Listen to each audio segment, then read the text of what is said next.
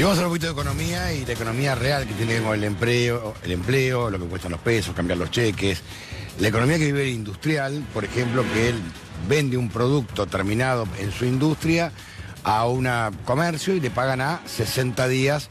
¿Cómo se le complica en este marco económico con un dólar al precio que está?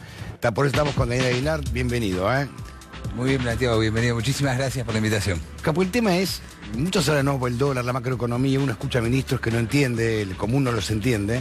Y yo digo, ¿cómo vive el día a día? ¿Quién genera puestos de trabajo? ¿Quién permanentemente tiene que cobrar para poder pagar sueldos? Ahí se empieza a complicar en este marco económico. A mí me gusta porque lo estás planteando en la vida real, en lo que sucede, en la caída tan brutal de ventas que hay hoy en la Argentina, en casi todos los bienes finales que se producen aquí y también en los importados, porque el problema de la caída del consumo es total.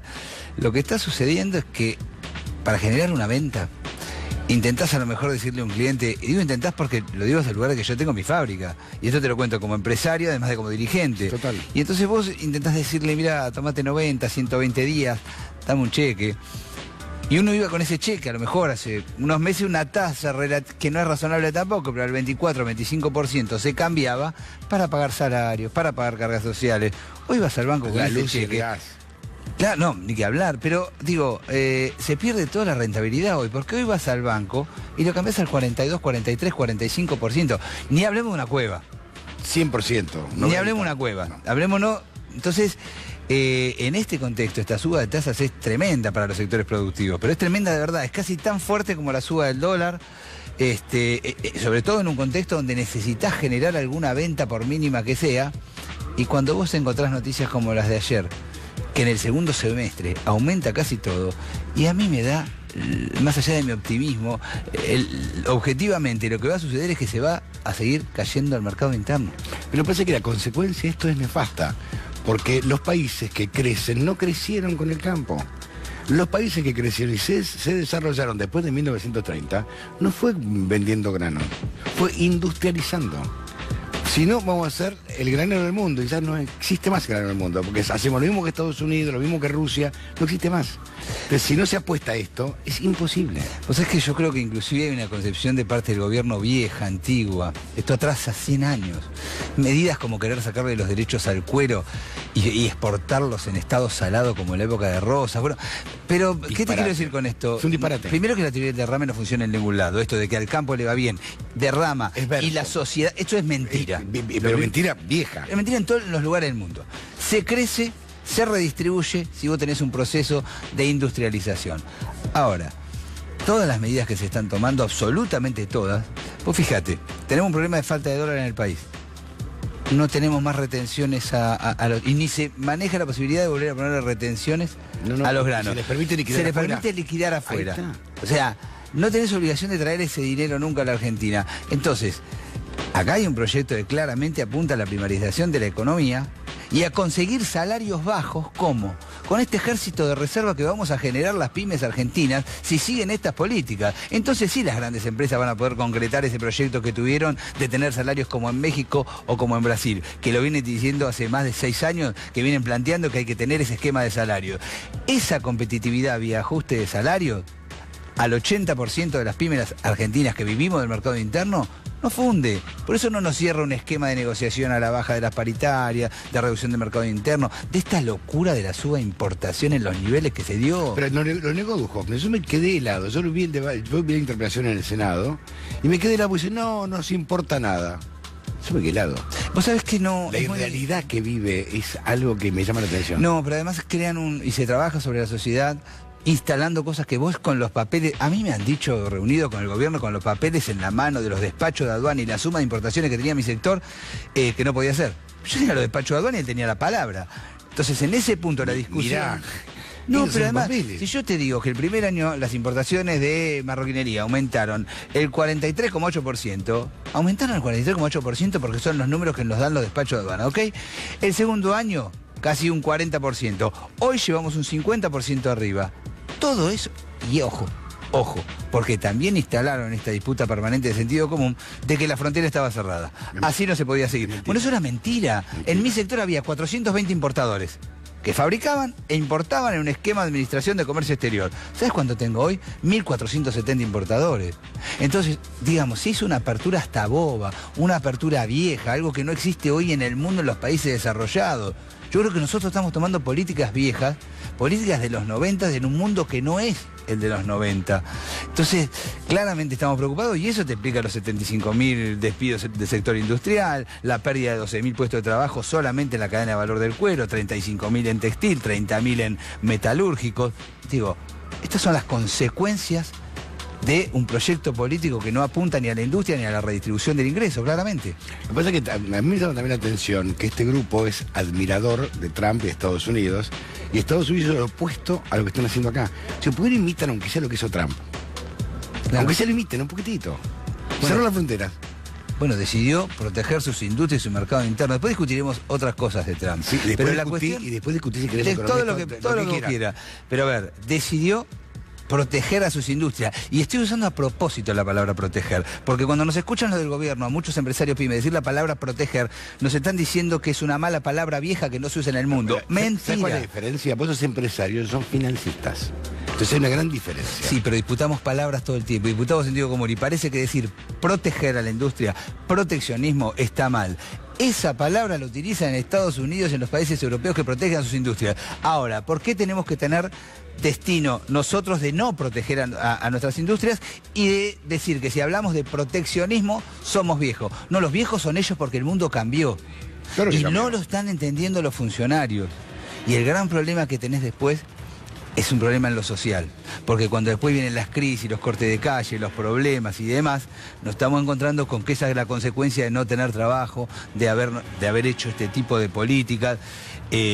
Uno no puede hablar en abstracto como cuando a veces habla el presidente, yo lo escuché ayer, que dijo, que me digan qué harían ustedes si estuvieran en este lugar, o planteaba que ayudaran en un acto que hizo. Yo le digo, básicamente, nos juntamos con un montón ahora de cámaras PYME con la CGT, desde la Confederación General Empresaria, hay un montón de medidas que le proponemos. Volver a administrar el comercio exterior, valorizar otra vez el poder adquisitivo de los trabajadores, poner una tasa del 15% para los sectores productivos. Digo, mirá que hay medidas para tomar alternativas, ¿eh? Lo que pasa es que me parece que nosotros, los industrialistas, tenemos un proyecto y el gobierno tiene otro. Pero es que no existe un país sin industria, no existe. Y existen los países subdesarrollados que muy claro. Si querés vamos a África. Tenés razón. Pero déjalo ahí, no existe un país que se llame en vías de desarrollo sin industria, porque no genera empleo. Porque no generas empleo. Entonces matás a la población. Y si vos despedís a los que tenés empleados, generás un verdadero clima social muy complejo que termine en el 2001, 2002. Es que si llegamos a ese, lo podemos evitar. Estamos a tiempo de evitarlo, que el gobierno escuche. Y a la sociedad, por favor, que deje de creer esto cuando le dicen en ningún lugar del mundo se subsidian las tarifas. Bueno, eso es mentira. Cuando dicen no, a la industria china subsidia la energía de sus empresas y sobre todo pymes. ¿Por qué? Porque tienen más de 1.000 millones de personas para darle de comer, y entonces necesita que esas empresas pymes generen empleo. Y sabés que cuando hacen una exportación, por ejemplo, de sus productos, el Estado les reintegra inmediatamente un 17%. Mirá si interviene o no interviene el Estado en la economía. Mirá si no es importante que el Estado intervenga en la economía. Esas empresas se sostienen con ese reintegro y con esta, digamos, subsidio a la energía. Eso es el Estado interviniendo para tener un país industrialista. Pero es una decisión política tener un país industrialista. También es decisión política, sentarse y rediseñar la ingeniería impositiva, que es pesadísima. Absolutamente de acuerdo. Que es muy pesada para el industrial, para mí que soy laburante, es hiper pesada. Entonces se discuten pavadas. No, pero lo que vos planteás es una discusión central. Mira, nosotros planteamos que la estructura tributaria significa en la estructura de costos un 30, 32, 28%. Es una barbaridad. Es muchísimo. Es muchísimo para lo que es la estructura productiva. Ahora vos decís, bueno, los industriales están pidiendo que bajen los impuestos. No, pará. Por lo menos de la Confederación General Empresaria estamos planteando que haya una reestructuración tributaria. ¿Está claro? Total. Porque si vos bajás bienes personales, ¿sí? Entonces bajan más. Hagamos una estructura progresiva, ¿sí? No puede ser que, vamos a un caso muy básico te voy a poner, una empresa textil o de calzado que tiene 30 empleados y factura 10 millones de pesos, pague los mismos impuestos que un importador con 5 empleados que factura lo mismo. No puede ser y que solamente importe, claro, porque uno arriesga. No arriesga porque uno, aparte, redistribuye entre 30 personas y el otro entre 5. El importador que factura lo mismo. Claro que tenemos que discutir la estructura impositiva, pero la tenemos que pensar progresiva. Como está, es absolutamente regresiva. ¿Y sobre quién recae siempre? Sobre los trabajadores y sobre las empresas pymes. No, y aparte, digamos, es la cadena, ¿no? El que produce pierde, el que consume pierde, el que trabaja pierde. Entonces hay un momento que tanta pérdida, cualquier tipo tenga un dedo de frente y dice, bueno, ¿qué me está pasando? Voy a llamar a los sectores, voy a convocarlos y voy a charlar a ver qué hacemos. Pero con papeles firmados. Pero realmente modificar lo que hay que modificar de una vez por todas. Estamos discutiendo esto hace años en Argentina. No, pero no había necesidad, podés tener otro proyecto político, pero no había necesidad de hacer esta apertura, de destruir así el mercado interno, de tomar este tipo de subir las tarifas de una manera tan brutal. Cuando vos seguís anunciando, y lo peor de todo, cuando anunciás los aumentos, es que más retraes el consumo. ¿Por qué? Porque además la gente empieza a cuidarse más, porque sabe que no llega. Entonces yo pretendo que la sociedad nos compre una camisa, un pullover, un zapato, una cartera, cuando apenas llega a pagar los impuestos que le suben todos los días. La verdad que hoy los empresarios pymes que seguimos invirtiendo, la verdad que somos titanes, estamos haciendo un acto heroico, porque no hay una sola medida que esté apuntando a fortalecer el mercado interno del que vivimos. Mira, yo hoy hablaba con un economista, hoy esto son $3. 100 pesos. Un sueldo está entre 13, promedio, ¿no? 13 y 15 mil pesos. Un jubilado cobra 60 billetes de estos. Entonces, ¿cómo haces para vivir? Si esto no vale nada, no vale nada. No vale nada. Esto no vale nada. Yo me acuerdo en el 2009, me encontré un ticket la otra vez. La gaseosa light estaba 2 pesos con 80. Ayer compré una 48 pesos. Digo, ¿cómo vos pretendés crecer como país si no estás escuchando a los tipos para los cuales vos estás gobernando? Bueno, pero vos si no decís una intervención del Estado, mirá lo que sucedió cuando se hizo. Me tocó trabajarlo muy bien y conocerlo muy bien el precio. Vos dirás qué tenés que ver vos, pero me tocó estar muy de cerca de lo que fue la elaboración del Precios Cuidados y de la red Comprar. Que lo único que te establecía ese proyecto no eran valores baratos, era un valor de referencia. Hoy se perdieron los valores de referencia, absolutamente. Entonces cualquiera cobra cualquier cosa. Entonces vos te encontrás con que sí, vos me dijiste la gaseosa, ¿cuánto? 40 y pico, y en otro lado 50. Sí. Y en otro... ¿Se entiende? Entonces no tenemos ni siquiera un valor de referencia. Los puchos, bueno, viste los cigarrillos, yo fumo también. Fumas, vas a un kiosco 54, vas a una estación de servicio 48. Sí. ¿Cómo es esto? Bueno, esta es la de regulación, esto fue en los 90. Por eso tenemos que acordarnos cuando cualquiera podía acordar cualquier 76, 77 con Martínez de Oz. Claro. Que fue lo mismo, y me acuerdo que siempre pongo el mismo ejemplo de la silla rota. ¿Quién nos llevó la silla rota a terminar con Fernando de la Rúa? Pues esa fue la silla rota, la continuidad de esa política económica nos destruyó. De la continuidad de la publicidad, decís vos, de la silla rota. Bueno. Cuando habíamos empezado a volver a fabricar, se me acuerdo del ejemplo de Dualde cuando dijo, quiero un vaso que diga hecho en Argentina. No había vasos que se hacían en Argentina. No, mirá, bueno. Ahí está, mirá, esta es la publicidad, mirá. Acá se sentaba en una silla argentina. Sí, la recuerdo. Mirá, made in Argentina. Y ahora vienen los importados. Antes la competencia era insuficiente. Bueno, muchas veces el consumidor debía conformarse con lo que quería sin poder comparar. Mirá qué perversa, es muy perversa, después lo hablamos. Ahora tiene para elegir, además de los productos nacionales, los importados. Esta fue la publicidad más perversa de la historia argentina. Sí. Y esto fue en 1977. No, pero además por una razón esa publicidad. Esa publicidad hizo carne en muchísima gente de descalificar a la industria nacional y de empezar a decir que el empresario pyme no invertía. Y eso es falso. El empresario pyme, cuando está la demanda, invierte. Y prueba de ello son estos 15 años que los sectores como el textil, el calzado, la marroquinería, invirtieron millones. Lo mismo el metalúrgico y demás. Eso, lo que quería decir es que el empresario argentino no era competitivo y que la apertura, no solo era buenísima, sino que iba a hacer que el consumidor pudiera elegir de todo. Fíjate con lo que pasó en esta etapa de la apertura. Primera declaración de Duhovne, hace 2 años, y dijo, vamos a abrir más las importaciones para bajar los precios. Los precios no bajaron, no sucedió, abrió más las importaciones, destruyó a lo mejor miles de fábricas de sillas. Por eso puse y no este pasó. ejemplo. Por eso puse ejemplo, no pasó, nunca Porque pasó. además no pasa. Porque es verso. Bueno, porque es verso. pero a veces hay esto que es trabajar. el verso argentino que terminó con la debacle argentina. Si volvemos a ese ejemplo de la silla rota, vamos a terminar mal, porque la historia terminó mal. Ese es el comienzo del industricidio en la Argentina, Claro, te diría 77 yo. fue. Que termina en el 2001, porque finalmente culmina en el 2001 con un proceso de destrucción de todo el aparato productivo, de todo el entramado productivo.